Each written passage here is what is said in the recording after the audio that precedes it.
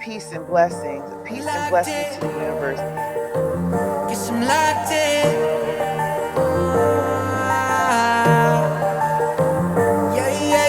Looking for a piece of mind. I've been trying to redefine life. I can see the signs. Word is going to see me shine. Fighting for my soul, say, whipping fast, no brakes.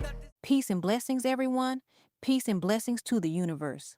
All praises goes to the Most High. Eshe. I am not becoming, I am. Crowned before the world could name me, anointed by the breath of ancestors, walking in the rhythm of divine order. I am queen, not by title, but by truth. Not by permission, but by power. Ashe flows through me, in my voice, in my steps, in my silence. What I speak becomes. What I claim is. I am aligned with IFA, guided by wisdom older than time itself. I do not chase destiny. I embody it. I am Queen Ashe. IFA is a library. IFA is a communication system. IFA is a database. IFA is a matrix. 16 rows and 16 columns of data, of information. Seeking you shall find, ask shall be given, knock, and the doors will be open. It solves the riddle of obtaining the right information for you to solve your problem. Look at this. The upper is a computer. Binary code, zeros and ones. You toss the computer, you get a code. One of 256 codes. Each code is an index to volumes of information. Information not only on the Yoruba history, the interaction between the divinities and us, the interaction between us and the land of the dead. It has prescriptions, it has medicine, it has, man, it's a matrix, it's a database. It's an information system for us to be guided, to support our well-being, resolution of problems, situations. I want to talk about the dangers of wearing a IFA bead. This is a IFA bead. The dangers of wearing it. A lot of people these days are wearing this IFA bead without proper initiation, which can be dangerous. Before we started wearing this IFA bead, it's because of the initiation that we have undergone. And there is an agreement between Orumila and Death that make Orumila to mandate and command all his children to wear it. There are consequences of wearing this IFA bead without a proper initiation. Yesterday, I was in the market. Now, I now saw a lady that was wearing this IFA bead. Now, and I greeted this lady traditionally, just the way we greet. I said, Aboru boye. She was looking at me. I said, Aboru boye. She was looking at me. And I said, were you initiated into IFA? She said, yes, I'm initiated into IFA. That is why I have this bead. I said, okay. I said, what is the name of your old IFA? She asked me, what is old IFA? I said, the name of your spiritual sign, what is the name? He said he doesn't know what is spiritual sign. And I said, what is the name of your Oluwo? She said he doesn't know what is Oluwo. What is the name of your Ojugbono? She doesn't know. Now she opened up to me and told me that she has not been initiated into IFA. It's just that people told her that when you wear it, it brings good luck. I say, yes. IFA bead brings good luck only to the children of Orumila. When you are initiated into IFA, you will be introduced into the 16 elders, that is 16 spirits that supports this tradition. That is when you will qualify to wear this. There is a time when Death was killing people anyhow. Now, Orumila now had an agreement with Death to ensure that all his children will wear this. And when the children wear this, Death will pass over them, except they are the one that committed atrocity that made Death to come. If you are wearing it without initiation, there's a lot of consequences. It is even better for you to wear white bead. Why white bead is beneficial to you more than this is your ori, your leather, your chi or your ese is connected to white. No matter who you are in this planet, your chi is always connected to white because Obatala is the king of white. Ogbemeji is the head of all Odu. Obatala is the head and the king of all Ori. So your Ori, your leather, your ese is connected to Obatala, which their color is white. So when you wear white, white is more beneficial for you. White will open doors for you. If you wear yellow, yellow is beneficial because yellow is a symbol or color of Oshun, which brings attraction and money. White, again, another type of white and silver is Olokun, Blue is Yemoja. All these things are cool spirits. Yemoja is a water spirit. Oshun is a water spirit. Oloku is a water spirit. Then Obatala is the king of white. All these colors that goes with white, yellow, and blue, they are beneficial because they are cool spirits. They are symbol of cool spirits. But when you wear this, or when you wear red and black is the color of Eshu. When you wear it, Eshu will be throwing misfortune to you, because Eshu is the spiritual policeman to ensure that the tradition is being kept. Please don't wear this without a proper initiation. I'm not saying it because I'm initiated. I'm saying it because of you. When that girl told me yesterday, and I started telling him the consequences of wearing this and the bad misfortune that comes, at the end of the day, we discovered that the misfortune that the girl is passing through is as a result of wearing this ignorantly. And I told her the type of sacrifice and ritual that she will do, which is in my office right now to do it. Please don't wear this with ignorance. Don't wear this unnecessary. Don't wear this without initiation. It is dangerous. I know that it is just red bead, green bead, and brown bead, but there is a lot of it. Color has a way of influencing our life. I know most people that wear it, they wear it without consecration, but even without consecration, it is still dangerous to wear without initiation, because whenever you wear it, you are deceiving death. And when death finds out that you are not a child of Orumila, it becomes worsened for you. If you wear it, you'll be getting promise. And for when we say death in traditional spirituality, death is not only when you die. Death means separation. It means divorce. It means darkness. It means an opening to witches and wizards. A word is enough for the wise. Everybody wants IFA until they realize what it actually requires. 5 signs that you're not ready for IFA. Number 1, you only want blessings and not discipline. If you think IFA is only about love, money, and protection, but you don't want to follow your taboos or live in alignment, you're not ready. Number 2, you question everything, but you don't want to study anything. You want to challenge the priest, the tradition, the Orisha, but you don't want to open up a book. You don't want to learn the Odu. You don't want to study the tradition. You're not ready. Number 3, you're spiritually impatient. You don't practice suru, patience. You want fast results. IFA is not fast food. It is a lifelong commitment. And if you can't take that, you're not ready. Number 4, you're not ready for sacrifice. And I don't mean ego. I mean habits, ego, attachments. If you can't let those go, you're not ready. And number 5, you want aesthetics and not transformation.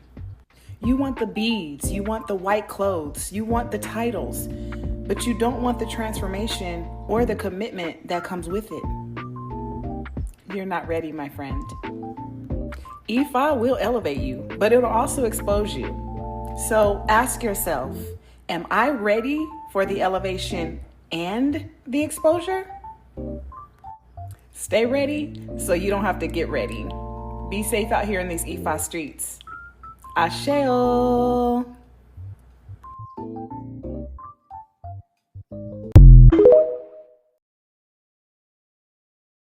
You have to go through the proper protocols and procedures in order to find out who your guardian Orisha is. A lot of people for some reason think that you can just skip over that and self-initiate yourself and pick your own head Orisha, and you cannot do that. I'm really sorry to say it, but that's not how these sacred religions work. During the proper ceremony with the proper priest or priestess, the Orisha chooses you, and that specific Orisha chooses you for a variety of reasons relating to your Ori, your destiny, your traumas, your lineage, and that's the most unique and beautiful thing about it. They are aligned with your specific needs. An Orisha can definitely favor you, but until you go through the proper ceremonies, that does not mean that you are a child of that Orisha. Being the child of an Orisha and walking that journey is already a beautiful thing within itself. All of the Orishas are special. They all have their own special thing about them, and being the child of one isn't better than being the child of another.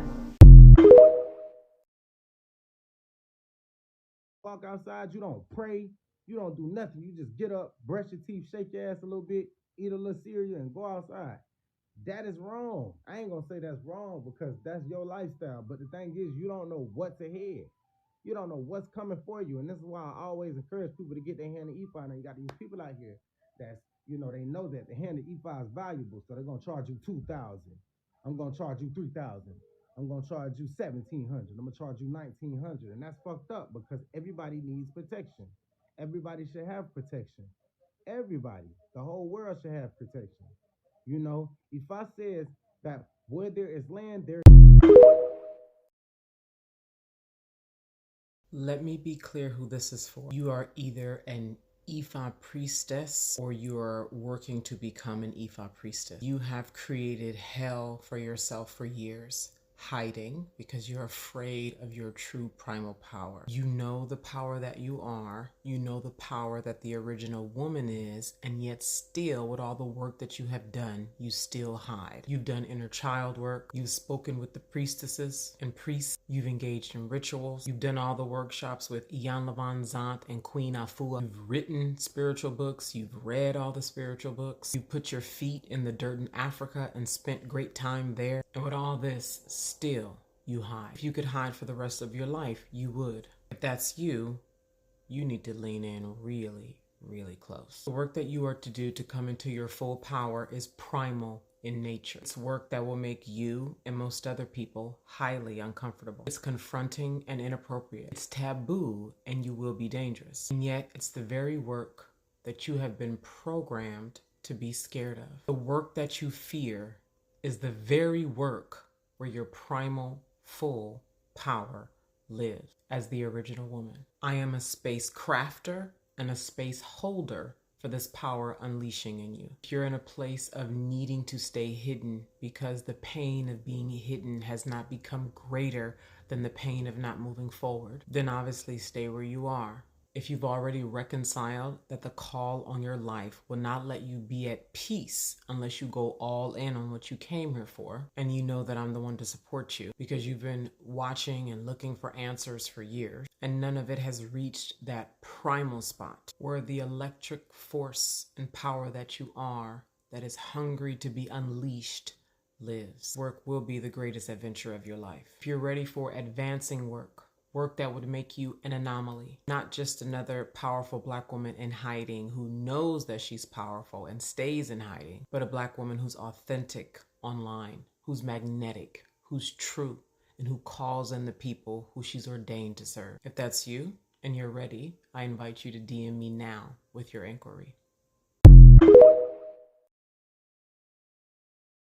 Someone commented on my last post about the world's oldest religions and brought up IFA, and I want to speak on that because they were absolutely right to mention it. IFA is one of the oldest spiritual systems still practiced today, but because it's primarily an oral tradition, it's often left out of conversations about documented religion, and honestly, that in itself is a problem. Just because something wasn't written down in a book or carved into stone doesn't mean it wasn't preserved with precision. IFA has been passed down through priests, diviners, and initiates for generations, not through scripture, but through memory, ritual, and divination. It's the foundation of the Yoruba spiritual tradition and centers around divine wisdom, ancestral guidance, and the balance between fate and free will. Divination is done using sacred tools like the Ikin or Opele to receive messages from the spiritual realm, specifically through the Odu, which is an expansive oral archive of parables, cosmology, and ethical teachings. And what makes Ifa even more powerful is that it survived the transatlantic slave trade. Enslaved Africans carried it in their spirit even when everything else was stripped away. Through that, it evolved into other Orisha-based traditions like Santeria or Lukumi or Candomblé.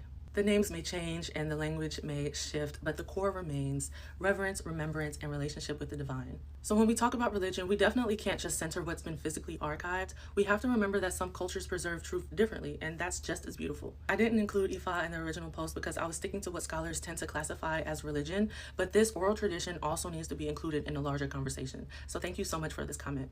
If you made it to the end of this video, my name is Michaela Rose, and I am an astrologer, theologian, and sacred liaison, and my mission is to weave a fragmented God back into its whole. So if you're curious about world religion, spiritual history, and the common thread running through them all, be sure to give me a follow.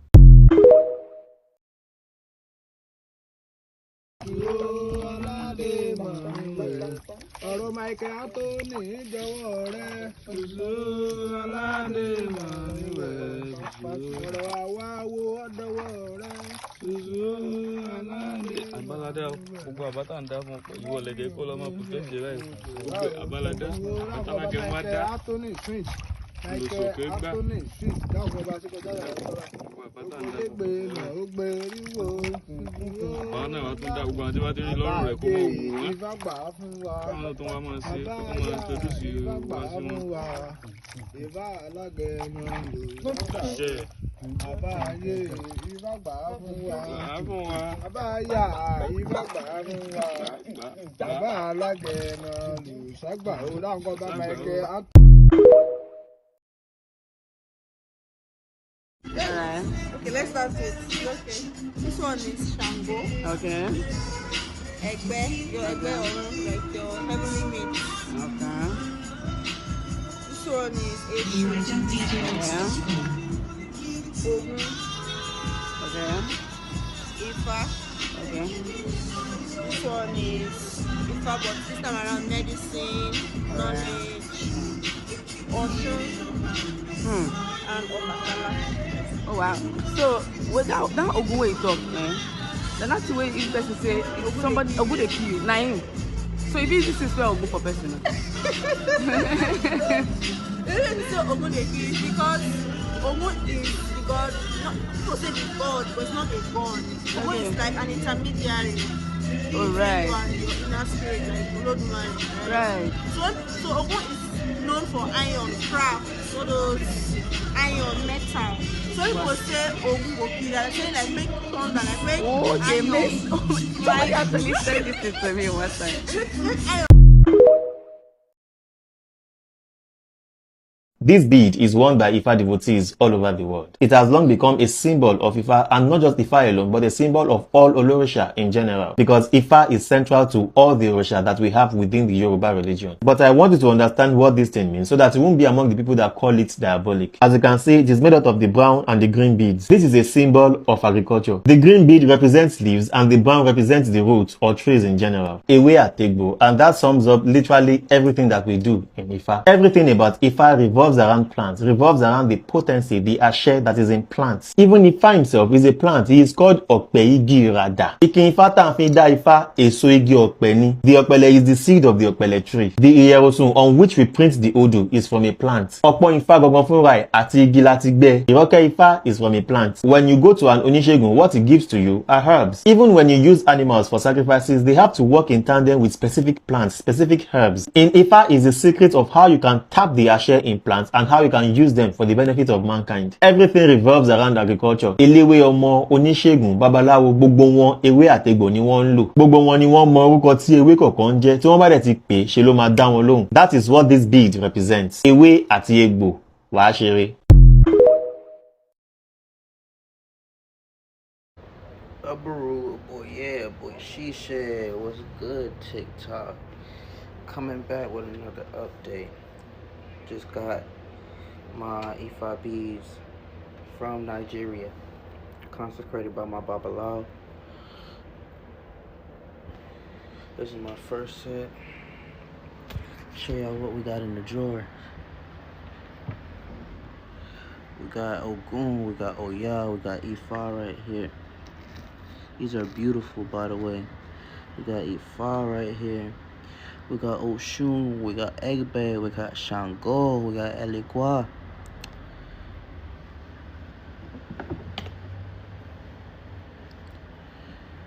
So yeah, that's how we coming. That's how we coming. Peace and blessings, everybody. Ashe.